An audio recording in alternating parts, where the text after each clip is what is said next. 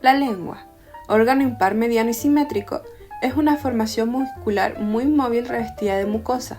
Desempeña una acción esencial en la masticación, la deglución y la fonación.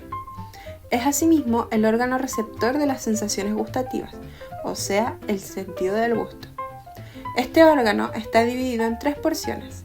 El tercio posterior sería la raíz, la cual está fija a la lengua, la mandíbula y el hueso ilioides, y las 2 partes posteriores, el cuerpo y el vértice, las cuales son porciones significativamente móviles y las que podemos encontrar cubiertas por mucosa donde se encuentran varias papilas linguales.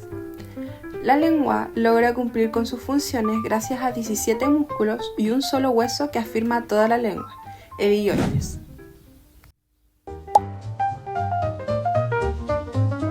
Masticación. Manipular los alimentos. Ayuda a mover los alimentos dentro de la boca para que los dientes puedan masticarlos adecuadamente. Mezclar los alimentos con saliva. Ayuda a mezclar los alimentos con saliva que contienen enzimas que comienzan a descomponer los carbohidratos. Formar el bolo alimenticio. La lengua ayuda a formar el bolo alimenticio, que es la masa de alimentos masticados y mezclados con saliva que se prepara para la deglución. Deglución. Empujar el bolo alimenticio. La lengua ayuda a empujar el bolo alimenticio hacia la parte posterior de la boca. Elevar el velo del paladar.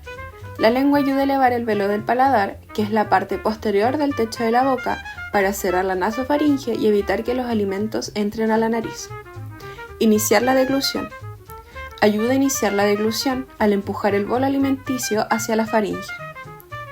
Pronunciación. Formar sonidos. La lengua ayuda a formar sonidos al moverse hacia diferentes posiciones dentro de la boca. Articular palabras.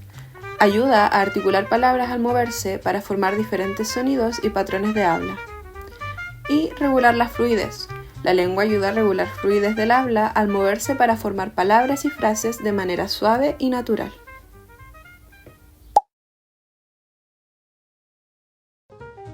¿Cómo se divide la inervación de la lengua?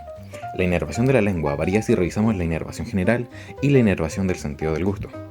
La inervación general, temperatura de tacto, de los 2/3 anteriores de la lengua es proporcionada mediante el nervio lingual, ramo del nervio mandibular, Parkinal Verres. La sensación gustativa de los 2/3 anteriores, a excepción de las papilas circunvaladas, ramo del nervio facial. La sensación general y el gusto del tercio posterior de la lengua, así como la inervación de las papilas circunvaladas de los 2/3 anteriores de la lengua, es mediante el ramo lingual del nervio glosofaríngeo. Los receptores que componen el sentido del gusto son los receptores olfativos, que aunque no se encuentran en la lengua, los receptores olfativos en la nariz también juegan un papel importante en la percepción del gusto, ya que el olfato puede influir en la percepción de los sabores. Y las papilas gustativas, que son un conjunto de receptores sensoriales, o específicamente llamados receptores gustativos, que se encuentran en la lengua y son los principales promotores del sentido del gusto.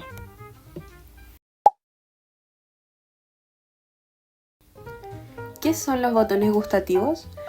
El botón gustativo, también conocido como botón gustativo fungiforme, es una estructura pequeña y redondeada que se encuentra en la superficie de la lengua y el paladar. Estos botones contienen las células gustativas, que son responsables de detectar las moléculas químicas presentes en los alimentos y bebidas. Los botones gustativos son estructuras en formas de bulbo, con una apertura en su extremo superior o poro gustativo. Entre 50 y 100 por botón, las células gustativas presentan unas proyecciones digitiformes, las microvellosidades, que salen del poro gustativo. Las sustancias químicas de la comida se disuelven en la saliva y entran en contacto con las células gustativas a través del poro gustativo, en donde interaccionan con receptores del gusto. Cuando se produce esta unión, se envían señales nerviosas al cerebro, que interpreta estas señales como sabores específicos. La función principal del botón gustativo es permitir la detección de los sabores básicos, que son dulce, salado, ácido, amargo, umami. Características del botón gustativo. Contienen células gustativas especializadas. Se encuentran en la superficie de la lengua y el paladar. Tienen forma redondeada y pequeña. Contienen receptores para detectar los sabores básicos y envían señales nerviosas al cerebro para interpretar los sabores.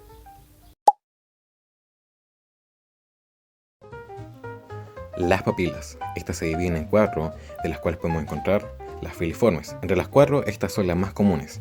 Tienen forma de cilindro y cubren la base de la lengua. Estas son las causantes de que la superficie dorsal de la lengua sea rugosa, lo cual proporciona fricción para permitir el movimiento del bolo alimenticio durante la masticación.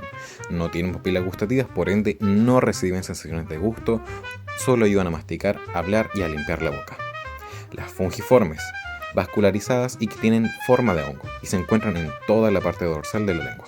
Contienen botones gustativos en la punta que perciben el sabor dulce. Las caliciformes. Las papilas circunvaladas están organizadas linealmente como un conjunto de papilas grandes ubicadas entre el cuerpo y la base de la lengua.